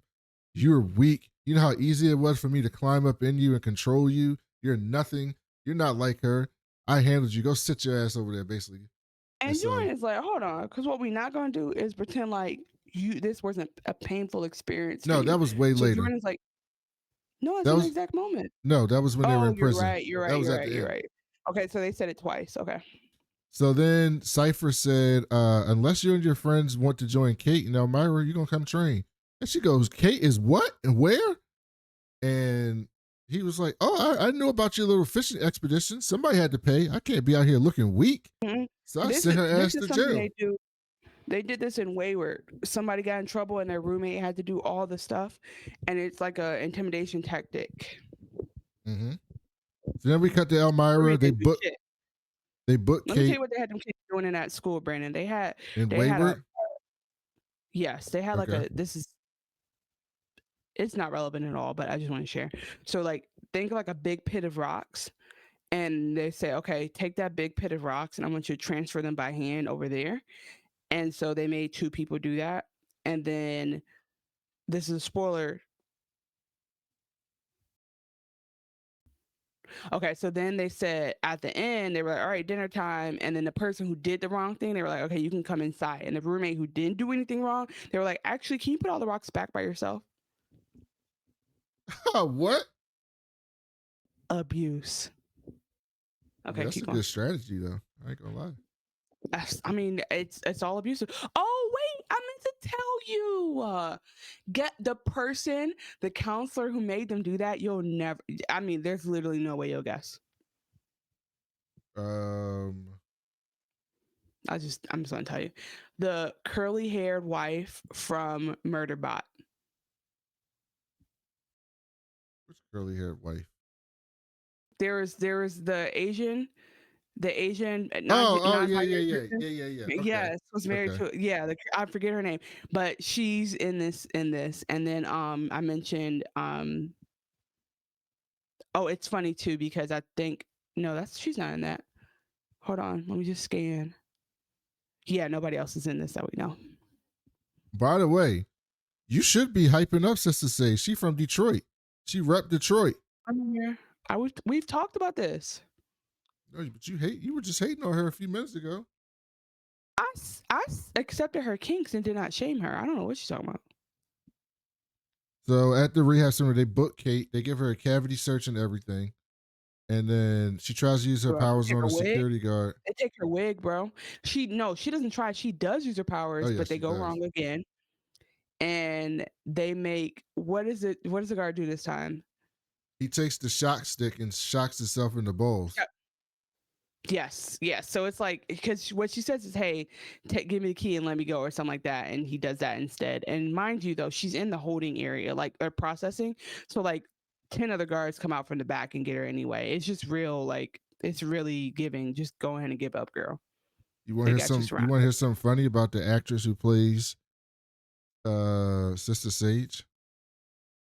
Sure. It better not be a fact you said when we recorded The Boys. I know that. She was born in Detroit, grew up in Atlanta, and graduated from Carnegie Mellon. Really? Huh. Look at that. Carnegie turns around a lot of good actors. And you up we there don't hating. Get into the Carnegie. Huh? We don't want to. I'm not hate. Stop saying that. I'm not hating on them. Okay. So, there's a lot of. Oh. We have a lot going on with Sister Sage right now. Yeah, there's. Yeah, the fact that we have this level of like the boys integration is insane, because I thought like, okay, like we saw Homelander at the end of the last season, we see like the marketing guy comes in, okay, cool, whatever, but like this is letting me know that this is very much like taking us right back to Vought Tower. Like I think there was a moment where like they alluded to the internship between Sam and Cate in the summer at Vought, but we never got that footage. So there's definitely a lot to be. Like Sister Sage just brings this show up a level for me. So then we cut to Sam's house, and Sam shows up. There's nobody there. He's in the fridge and shit. And then his parents walk in. They're like, "I'm gonna call the cops." And he's like, yeah, y'all weren't home, so I just had to let myself in. I'm happy to see you." And this motherfucker kicked the whole door in. And his daddy was like, "You still gonna get him hugs?" And they give him a hug. I was like, "Look at his parents. They not terrible." Well, For once. yeah. So remember, if we remember the context, Sam kind of talked about his family a little bit in season 1, but in general, he hadn't gone home because his mom is scared of him, and Emma encouraged him to go, and he goes without calling first and just shows up. So then we see Emma, Jordan, and Marie. Emma's making them take shots. Marie's like, I'm not finna do that. This is fucked up. Like, they got Cate up in there. And Emma's like, fuck her. I'm not going to save her. What are you talking about? She fucked with us. And Marie was like, no, it's fucked up. Like, I cried myself to sleep every night. I was cutting myself. Jordan, you hated that shit. Emma, you hated that shit. We lost Andre. Like, we can't do that shit. And Emma was like, but what if it's a trap? And Marie's like, so what? I'm supposed to be the most powerful person in the world. We can do that shit. As long as, and I got out by myself last time. We could do it together. And then Emma was like, I'm still not down with that shit. First mistake, because Marie. Like, what are you talking about? And Marie was Y'all like, don't have no recon. They don't have nobody on the inside. Like, they're going thinking like, okay, a bunch of us broke out or attempted to break out. What's his name knows enough or is able enough to hide his power some kind of way from me. I'm sure we can break back into this facility and nothing will go wrong. And Emma's like, I'm still not really down with that. And Marie was like, if something happened to her and she dies, you gonna be cool with that? She was like, yep. Nope. Fuck. All right, let's do it. So then it was like, okay. So she calls Sam. So back at Sam's house, that happens a little bit later. They're watching that puppet show that he always watches. And he's telling them about how the Deep used to be in his frat. And he's like, what's he like? He's like, kind of like this, basically. He's really into the fucking frat. Yeah, remember we learned that the show is basically like VeggieTales, and the Deep, I didn't realize that the Deep was a main character in it, but like we know Sam has these hallucinations, and they are in the form of like puppet characters, and so now we've kind of tied that all together. But I mean, it just reminds me again of like that man came down from his full-time job at Vought to pledge people this season.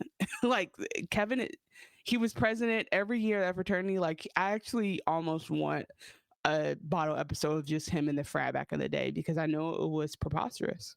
I think we will get it next season of The Boys. Not a whole episode, but him doing some shit. They're definitely, yeah. I mean, again, like you really should have seen the size of the sex toy he pulled out. Like I think it would really have burned in your brain more than it did for me. While he's eating, he gets a call from Emma. Emma's like, look, I need a favor. Not the sexual one. We're not getting back together. But we finna go rescue Cate. We need your help. Sam's really quietly thinking about it. She's like, this is kind of yes or no, dog. And he was like, nah. He's like, I don't really give a fuck about Cate. You the one who told me she was trash. She's a bad person. She deserves to be where she's at, and it's not worth the risk. And Emma was like, you right. But if we don't do nothing, then we just as fucked up as she was. And Sam says, I'm already fucked up. What are you talking about? Good luck. Be careful. Right. I'm out. And so then we cut back to Guy U, and Emma tells Jordan and Marie that Sam ain't coming. And they was like, all right, we just gonna have to do this on ourselves. But before they can go. By the way, they really did need all the bodies they could get. I mean, not to say they should have dragged people into it, but they should have at least tripled up. Like they really needed so many more people. And before they can go, Greg shows up. And Greg's like, where you going? And he's like, we're going to save Cate. She's like, what? Can I come? He's like, no. If I'm not back in 48 hours, you go tell Polarity he's a friend. And I was like, this nigga's a snitch. That's exactly what he is. Oh, I thought he really liked her, but I'm sure you're right. But I'm just, when I was watching, I was like, oh, this is cute. I mean, Emma would have a boyfriend. She's cute. And they kind of look longingly at each other. And Marie and Jordan are laughing at her. And she's like, don't say shit. She gets in the car and they pull off. So then we cut to Cipher and Polarity having lunch. And Cipher has a human assistant. And she brings him some shit. And he's like, you want a human assistant? They just bring you shit. Like, it's funny. She's like laughing at him. Polarity gets a Wagyu steak and a baked potato. Cipher just gets a smoothie. It was so odd. Like a protein. And that's what I'm saying. Something's going on with it. But you know what? Something's going on with him. And those smoothies are a part of it, because if you remember, he was blending something when Cate came in before and he always put her hand in there. So there's definitely like, either he's suppressing his V or has no V. Or my theory before, because when you said he was living through his dad or his dad was living through him, I was thinking, is he a suit without the V? Like, is there, or is he like patient zero and the V came from him? Like, I was just trying to brainstorm on all the different things it could be regarding him and how, where his powers stem from. But the smoothies and the fact that nobody's ever seen him eat is like pretty real. Those are all good ideas. So Polarity tries to beat around the bush asking about Maureen Monroe and to get to Cipher's background. Like, how were you able to train her? And Cipher was like, hey dog, listen. I know you've been looking me up and shit. So why don't you tell me about me? And Polarity was like, what? He's like, said, oh yeah. You've been asking about me? In case you wonder, Ren, like Dwayne said before, hey, Mr. Carter. That's what he was doing. And he started singing that song. I'm aware of that. Oh, I didn't know if you knew any of the newer rap. I don't. That's not new. You stopped listening when Bone Thugs just banned it. I stopped in 2000 and whenever at the last full new album that I've ever listened to was Good Kid, Mad City. What was that? 2012. What happened is Ice Cube dropped No Vaseline and you were like, this has gone too far. That's way before your time. I'm saying it was your time and you were like, this is my time. These kids are doing too much. I can't condone this. And you stopped and you started listening to Christian music. I think you told me that story. I remember. That's my time. That's the heyday. That's when we had real rappers, not this mumble you were like, bullshit. I'm going to church. I'm not listening to this. Not this mumble bullshit. They're not all mumbling. So then he was like, all right, just ask me what you really want to ask me. He's like, I want to know what happened to my son. Cipher was like, I tried to push his ass, but he a little bitch and he couldn't handle it, so he died. And Polarity was like, what? And so he tries to use his magneto powers to stab him, and Cypher's like, do it. Well, I don't even know if he tries as much as like instinctually he puts a knife to his throat because of what he just said about his son. Like, I think he kind of like snapped and he saved himself. I don't think he was going to actually stab. I think it was the equivalent of like pulling a punch for a non-meta. But I want to also say, when he said that, I thought he was fucking around, like just saying that to be cruel. But I think by the end of the episode, my theory now is that Elmira is as much like a laboratory as the other lab was. And even better, like they have people knowing they're being surveilled, but not realizing they're being studied. And so I think that makes it maybe like he's getting even more like data that he needs. And I guess like at the end of this episode, we'll talk about what our ultimate theories are. But I don't even know if the data I think he's collecting matches my theory as much as I just know he's collecting data on them. So, yeah, I do want to hear your theories actually when we get to it, because I didn't think about it that way. I didn't think about it that way at all, but now that got me thinking. Damn, that kind of messed with me. So he grabs a knife and he stabs his hand. And he's like basically saying, like, you can't fuck with me. Cipher stabs his own hand. Yeah, Cipher stabs his own hand. And it freaks Polarity out. He takes the knife out of his hand, sticks it in a steak, and then gets up all cheerful. Was like, I gotta meet with Dana White. Wagyu. He didn't ruin it. He put his human blood from the knife into the steak. You can't eat that now. I mean, he don't have no disease. He fine. You gonna eat something with blood on it from the nigga who just threatened you, said he killed your son? I mean, that's Wagyu steak. You know how expensive that big ass steak was? I would just eat it. I would just eat that little potato and go ahead and buy me a little. You can cut the part where his knife isn't at. Eat the rest of it. I mean, potentially, yeah, but I'm just saying, like, he can't just sit there and eat his food. But I'm sorry, you were saying he goes to go where? I cut you off. He says cheerfully, I gotta go meet with Dana White, but go ahead and eat, dog. I'm cool. While I'm on the meet, go ahead and eat. I'm good. White. Yeah, you're right. It is a UFC thing that he did say he was meeting Dana White, and I know who that is too. I don't remember his fights the way I remember Don King back in the day when I was in diapers and I would watch those fights. Definitely when you were in diapers. Back at Sam's. Only in America. I know that. You watched the movie? Have you seen the movie? No. Only in America? That's the name of the movie. I know. I said I know that from Chappelle's show. To be honest with you. So then he goes to you know who played Don King in that movie, by the way? Your boy.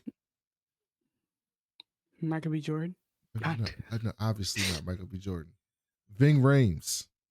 What did I say? Oh, I like Ving Rhames, but what did I say is my boy? I actually never claimed him as my boy. That's your boy. But I'm sure he did a great job. So he you know who I think would have done a good Don King would be Don Cheadle, maybe. That would be a good Don King. That's a good point. So back at Sam's house, he goes in his room. His dad comes in, brings him a box of his old shit. They kind of have a heart to heart, and he's like, you know what? I haven't measured me in a while. Why don't you measure me? He gets up and measures him. I appreciate Brandon's trying to get us out of here, but it drives me crazy when we skip over stuff because I'm like, what if this is important? And maybe it's not. But the heart to heart they have is basically Sam's. Do you mind if I do the mom and the dad thing all now? Just knocks him out. Yeah, good. Of course. So basically, Sam, we know Sam's brother died, and Sam's brother was like number one. He was a big shot or whatever. But we also know Luke. that, yeah, and like he died trying, whatever. We also know that Sam was under the facility in the woods, whatever he's being experimented on. We know it's super powerful. I think what's really interesting about Sam's character is Sam has these hallucinations and this rage and all this that happens. And he's thinking, okay, the V has made me into this person. And he goes back home and he's like having the question most of them are having, which is like, oh shit, like you actually you signed up to volunteer me. You signed up for Tylenol Plus. And you made me a superhero, and I didn't ask for this. So clearly, parents, not only did you put V in me, but then you let them, like you forgot about me. And the dad in the first conversation was like, first of all, son, we had a funeral for you. They told us you died.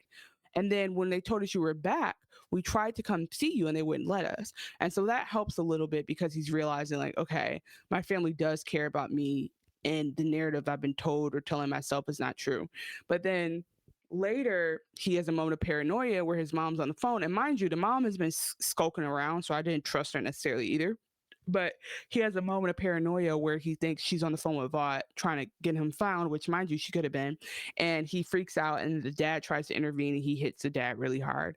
And so then they have a scene with the mom later where the mom, who seemed very scared of him, is honest and says, it's the issues that you have are not just, it didn't even say issues, like who you are and how you're showing up is not just V. Some of that is genetic and some of that is mental illness. And so like you are experiencing things that you might have experienced without the V, and we actually hope the V would help you. We didn't think, oh, the V will help your That's the same thing. Fuel. That's the same thing with what was the other soup that we just found out about? Marie?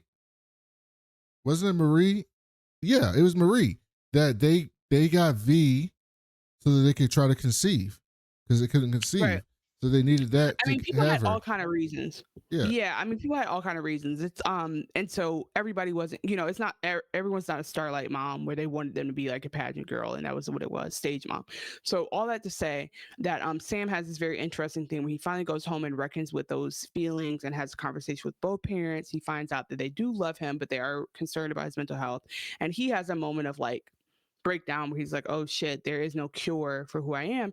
But I think that's also on the other side of it is recognizing, okay, I have a mental health diagnosis that I can actually manage now that I know what it is. And it's not like there's no like compound I can go take, anti-compound to get the V out of me, and I'm no longer gonna be like this. So I think that like it's to me, it's no different, and I could be wrong, it's no different than a BPD person who needs to just take their medication because the medication really helps. And even though you think you're fine without it, you actually just keep taking it. And I know you might hate that, but like that's actually what helps you to live a better life and the life you want to live, because your symptoms actually impact you in ways that you don't like, even if you don't like the fact that you have to be on medication or what people think about your disorder. So I thought there's something really we have never in any of these shows touched on a I guess maybe besides Bob, but we haven't really touched on any superheroes that are like also having mental health crises and what that looks like. So I thought that was cool. So he also tells his mom this is where he saw his first vagina. She's like, thank you for that. I needed that. I definitely needed to hear that, Sam. So then back in Elmira, the crew tries to go through the duct to get in, but they dumbasses get caught. They get booked in there, collared, thrown into their own cells. Emma sees Cate and she's like, "What the fuck are y'all doing here?" And she was like, "We came to rescue your dumbass." And Cate was like, "Y'all did that after everything I did for you? You would come and save me?" Emma was like, "It don't matter. I did to you, yeah, because we all finna die in here." And so they show Cipher watching this the whole time, and then we get this scene, which I really liked.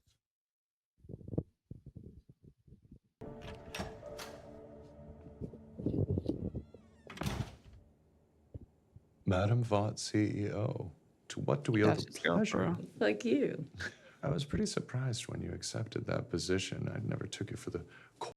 So, we just learned that Sister Sage is now the CEO of Vought. She took over Ashley's... That didn't happen at the end of the season? No. Yeah, we know she got back in Homeland's good graces at the end of the season, but we didn't see what she was given for doing that. So when Ashley took the V to kind of save herself, she's clearly out, gone somewhere. You know, I literally forgot about that. Okay. And so now Sister Sage is the CEO of Vought. Corporate type. Oh yeah, Vought was falling apart at the end of the boys. I forgot. Well, they were until Homelander's now basically the president, and they're back on top because she brought him back. Ashley Barrett certainly can't. Not in her state. You got what you wanted. Yeah, I'm gonna miss our on-campus training sessions, but nothing compares with this environment under intense pressure, 24/7. That's where the miracles happen. Maybe. Okay, hold on. So, note, Penn in this number one, what he wanted was them back in Elmira or in this environment. Okay. Keep going. Like different results, doing the same thing again. So, brought you a present. You did? Because she's the smartest person in the world. And she's wearing a Detroit t-shirt, which is, you know how like on cartoons back in the day, like Doug Funny would wear the same shirt every day. And it's every time you see the episode, he's in the same fucking shirt, or the Rugrats in the same outfit. That's kind of how Chanel is when she's not on camera. She just wears a Detroit shirt everywhere she goes. It just says Detroit. It's Lions gear. It's Lions gear. Well, where the fuck is it? Arriving. Momentarily. What do you think the gift is? We know what the gift is. It's her. It was her sister. Oh, okay. You didn't have to do that. I wanted to. It'll speed up the process because you're running out of time. I know if I succeed with Marie. This is a very important part that's coming up here. Homelander's gonna have feelings about how powerful she really is. Do not worry about him. We are gonna get everything we want. Everything. So now, what do you think they're up to? That just messed up my theory. Actually, hearing it back just messed up my theory completely. What do you think they're up to? Do you think they're secretly plotting to take down Homelander? That's what I thought for a second, but I think it's less. I guess I have to think. I haven't thought through what happens after. Yes, so I thought the whole idea was. I mean, because when you think back to how they grew Homelander in that cage, at some point they knew Homelander was going to go too far, or they had done some wrong, whatever.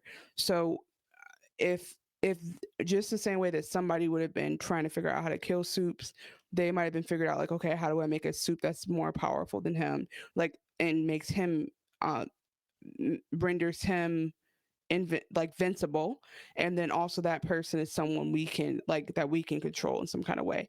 So I don't know how they intended on like keeping tabs on Project Odessa in terms of like being able to control that person, but I do think that they're potentially building that out so that they can be in control. I think like there's a world where they just want to be in control, or they want to like run the school and run Vought and then kind of like be in charge of the world or be in charge of the Soup world. I think that would make sense because those two are extremely smart, ahead of the game. They're thinkers. But the reason what you just said about like don't worry about Homelander is why I think it might not be true. But the other clues were her saying like you're running out of time, and so I think that one of the timing things could always be like Homelander recognizing things are happening or that people are doing stuff behind his back. That could be one thing. The other clues for me is that he keeps his whole theory is just I need to put these students under pressure and figure out who's strong because I'm building an army for something.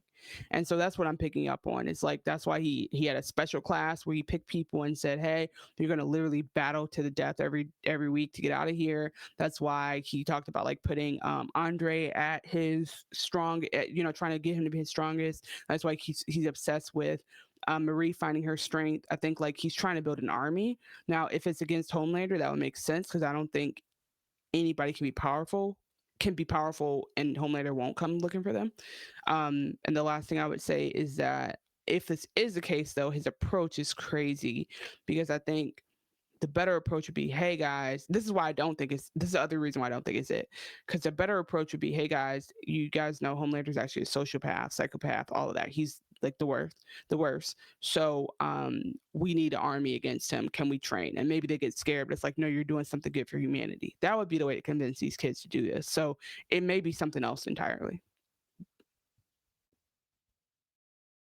You want to know something funny? I'll tell you what happens in the boys' comic books because it's not going to happen in the show because they've already changed it.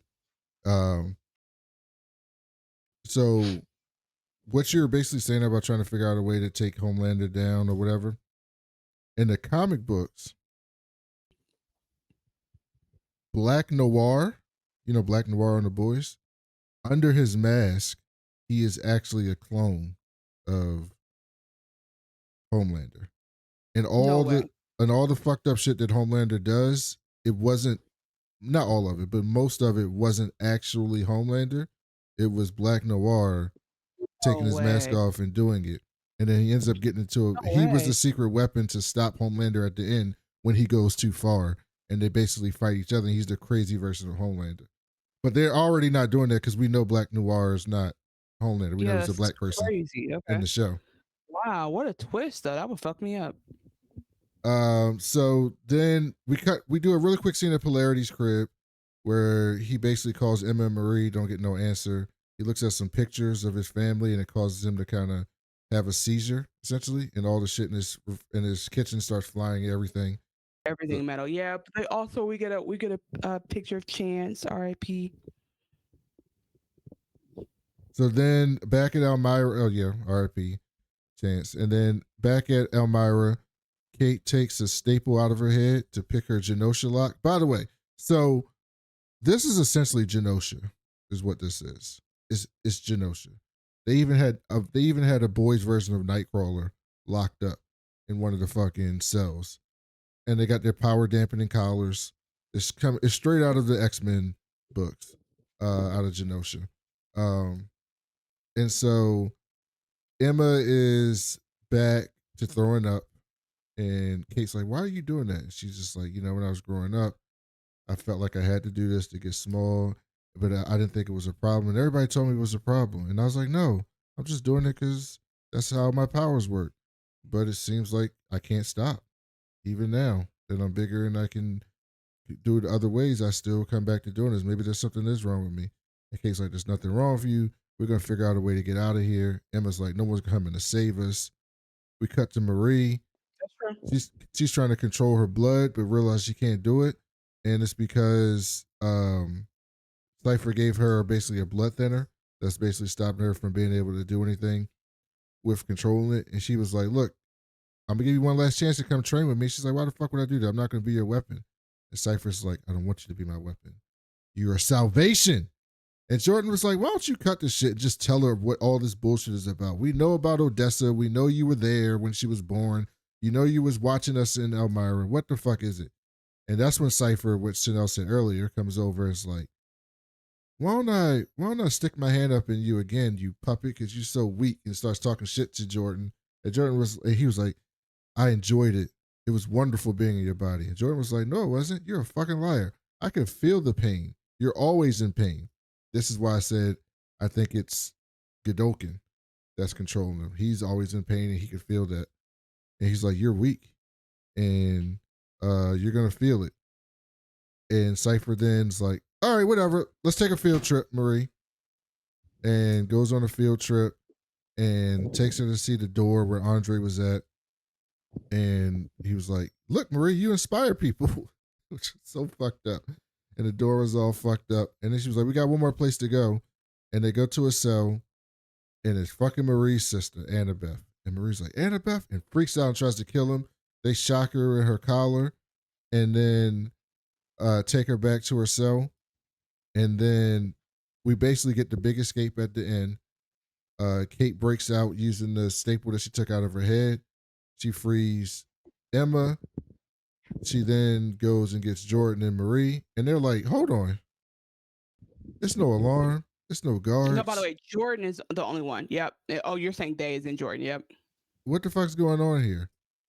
They want us to do this. Yeah, exactly. So I think that was very astute. Jordan is the only one. Like, I know we're all getting hyped up off of these escape vibes, but the truth is, this is suspect. And I think that if they would have they are 17, and that's why you shouldn't date 17-year-olds, because their brains are not developed. Because they had a little bit more time to process what was going on. They're definitely not 17. They're like 21. They can drink. They can buy alcohol. Oh, yeah. They're in college. Well, they're not. Well, okay. Then hey, maybe the smoking, drinking age should be 25. Maybe. Because your brain's not developed. I'm not joking. Like 18 is way too early for tobacco. Anyway, but the point I'm trying to get to is, yeah, like only one person is like, wait a minute, guys, this isn't making sense. And almost like as soon as they say that, the alarm goes off. And sorry, one last thing about Wayward. I really do think I'm about to finish the show like in a night. There's a moment where one of the kids is able to kind of share what's happening, but it's not coming off as bad. Like what we're seeing is bad, and we know it's inappropriate, but the way they're communicating it isn't. And I was like, oh yeah, that's another reason why you got to leave kids alone, because they might seem like they're they're using cuss words and they're smoking drugs and they're having sex, but the truth is they don't have the vocabulary to express why things are bad or what people are doing. It like you get that language later, and so that's why it is really important to protect young kids. And that's kind of the message here. It's just like protect young kids, because these kids are 1/4 of them is like, hey guys, maybe something's wrong with this, and then the other 1/4 of them is like, actually I saw my sister, so I don't give a fuck, let's do. But Marie's like, we gotta do it, we kind of gotta follow, got to see it through, my boy. And Jordan's like, all right, I guess. But it's clearly a manipulation tactic, like clearly. Yeah, and we see what it is. They get to the cell of Annabeth, and she basically dead. And they slit her throat. They slit her throat, and they're like, "I'm sorry." Marie's like, "I can handle this," and she starts doing her powers, and her nose is Marie bleeding. don't even say that. Marie don't say I can handle this. Marie just sits down. Yeah, it just locks in. And Emma's nose is bleeding, and Cate and Jordan's nose is bleeding. They're getting the headaches. Everybody, and she's shaking. Yeah, like it's almost as if like whatever so one thing that Cipher did do was tell her, stop using your hand, bitch. You don't need your hand. Your hand's not doing anything. Like it's kinesis. You can do it with your brain. And so this is, I don't know, was she like, do you think it's like she's sending out shockwaves? Like it, no, or, she's basically restarting her blood flow and heart. Right, which is affecting the blood flow everywhere. I guess it's just interesting. Like there's like a splash zone damn near of this happening, because you would think if she's directing it at one body. I guess I'm just interested in like the fact that it hurts other people around her for her to do this. What does that mean? Will that get worse or better over time as she gets It's the stronger? mom that lifts the car syndrome, right? She gets put in a super stressful situation and she's able to do something she's never done before. Right, but in those situations, the force of the mom lifting it doesn't knock all the people on the sidewalk over, right? So I think there's just something to be. I just want to put a flag there for like her using her power to the extreme as she's ever used it harms all the other soups around her, even her allies. So that's just something that's like important to keep in mind, because she can't do that shit all the time. I think it's only because she's not trained. She don't know how to do it yet. Right, exactly. It was done by stress. That's what I'm saying. But what if it's a function of how powerful she is, and so the more powerful she is, the more it knocks people out. I'm just saying, like, we'll see, something to look out for. And we see that Annabeth then comes back to life, and that was in episode 5. Yeah, what's interesting too is like she basically closes up her neck, she cauterizes it, and I'm like, okay, that's like, I can see why hemokinesis is what they consider to be the most powerful, because yeah, you can solve damn near any injury, because most injuries come down to loss of blood in a part of your body part shouldn't be in, or heart not beating. And if you can control all that, or I guess like even like maybe like brain oxygen is the only other thing she can't help with. But I'm starting to see that, because I'm like, well, how is that more powerful than like whatever mind reading or whatever? But I see now, or I'm starting to see. I'm not fully convinced. Let's get into our superlatives before we get out of here. Stop letting the messy hoes mess with your business. So Chanel, who was the messiest this episode? Probably Sam. Why? Why Sam? Because Sam dumbass went home and triggered his parents and started and knocked his daddy out, instead of writing a letter home like a normal person, or giving him a call and be like, hey, can we set up a FaceTime or a Zoom and talk through things? But I think like maybe he's a second to, I do think that he's the messiest situation was Sage having sex with Cipher while his dad watches. That's for sure the messiest. The messiest was Polarity trying to act like, oh, can you just tell me how you work with Marie? And he's like, bitch, I know what the fuck you've been doing. Like, don't try to play like that with me. Don't play in my face. But I don't even know if Polarity is bad at that, or if Cypher's just literally in control of everything, like to a crazy degree. Like he might be topping Dumbledore. Hate to say it, This kids. is the second time you've done that. You said that last time. No, I said he was like Dumbledore. Now I'm saying I think he might be surpassing Dumbledore as a headmaster, because Dumbledore always knew, but every once in a while, like Dumbledore always knew, but he didn't know Voldemort was living in his fucking castle. You know what I'm saying? Yeah, like exactly. he didn't know Voldemort was on his staff at the table. Like that didn't make sense. Cipher would have been like, excuse me, take that hair wrap off. He would have said, show your damn brain. You got knocked the fuck out, man. Who caught a fade, Chanel? Jordan for sure during that fight. That was the goat. Elon Musk the goat. Elon Musk the goat, yes. And all the guards that Cate touches. Fair enough. I've been dealing drugs ever since I was 12 years old. See, I didn't have the chances that you have, Miss Hawkins. Who had the best speech, Chanel?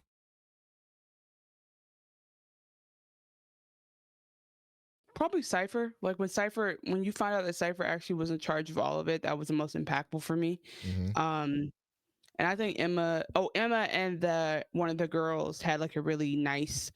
Emma like is getting hyped up by these girls being like, hey, you can do it. Like Emma had a whole thing where she tried to practice not using her body or just her mind to grow in size, and the girl hypes her up and bigs her up, and then she uses that to encourage Bushmaster. Like there's this whole exchange of like powerful encouragement between women. I would say that. What about for you? It's Cipher with Cate revealing that he does have powers. I thought that was a great little reveal and speech. Yeah, and I think everything in the boys universe is going to give us a what the fuck moment, and it's definitely seeing Cipher sit on the toilet, because we just didn't necessarily need that view from the toilet bowl upwards. So that was just them going out of their way to irritate us. That's my superlative for that. That is the episode. We'll be back later this week to talk about the penultimate episode of Peacemaker, episode 7, which we're very excited for. Loving that show. So make sure you come back and watch us there. I'm getting more excited for Gen V 2. And guys, I will be back to tell you how Wayward ends. And Chanel will be back to tell us how Wayward ends. So do you want to do the outro, Chanel? No. Okay, so then. You like the actual ending? Yeah, of course. Sorry, I can't remember what our sign off was for Gen V. Hey guys, thank you for listening to the show. The We Was Watching podcast is a show for blurs and aspiring baddies who love TV, film, and things like comedy, fantasy, sci-fi, anime, fucking action heroes, like we just recapped for 2 hours, and are not afraid to talk about the politics underlying all of that. I've been your host, Chanel. This has been your other host, Brandon. And if you want to contact us, please email us at wewaswatchingpodcast@gmail.com or find us on any social media platform, including YouTube at We Was Watching. And you can please give us a 5-star review on Apple Podcasts or rate us 5 stars and follow us on Spotify.